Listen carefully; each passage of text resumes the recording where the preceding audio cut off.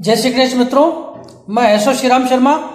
आज हम बात करने जा रहे हैं सूतक और पातक। सूतक को राजस्थान में सावण कहा जाता है तथा महाराष्ट्र में वृद्धि कहा जाता है। सूतक जीवन में 3 तरह का होता है। जब चंद्रग्रहण और सूर्य ग्रहण होता है तब 24 घंटे पहले सूतक लगता है।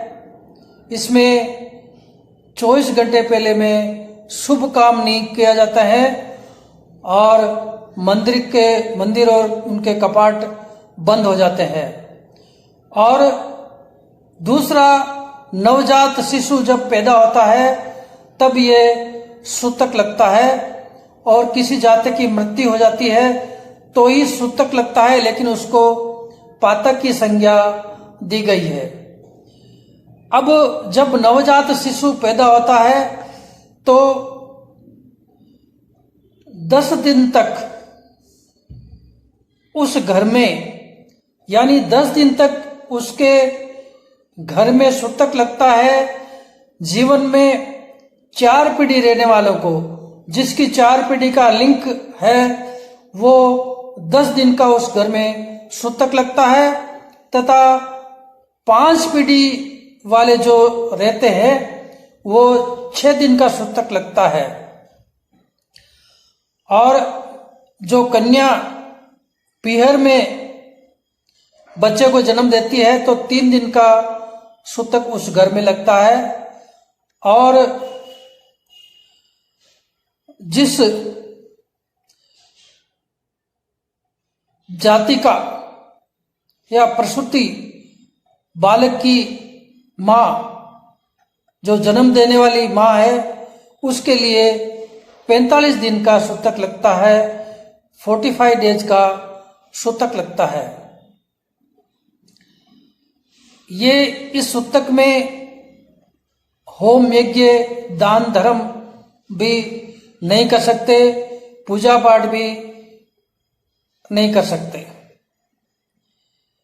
अब मैं जिस घर में किसी की मृत्यु हो जाती है, एक्सीडेंट हो जाता है या कोई व्यक्ति आत्महत्या कर लेता है तो उस घर में 6 महीने तक सूतक लगता है। यानी उस घर में 6 महीने तक कोई भी शुभ काम करना निषेध माना गया है। अब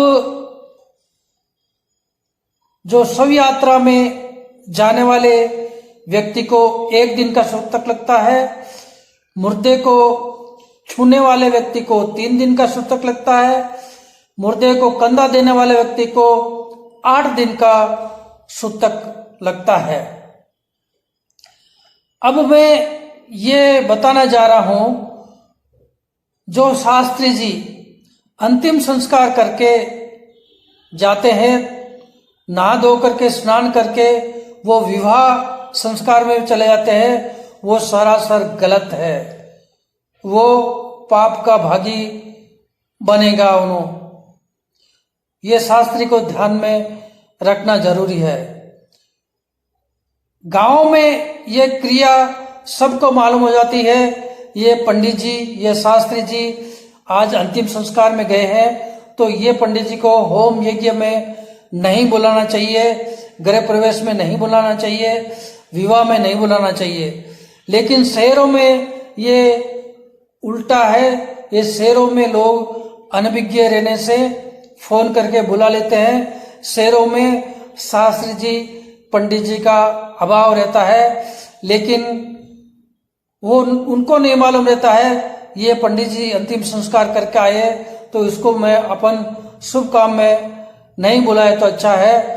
लेकिन लोभ लालच के लिए वो पंडित जी तैयार हो जाते हैं, लेकिन वो सरासर गलत है। ये सब पाप का भागी बन जाते हैं।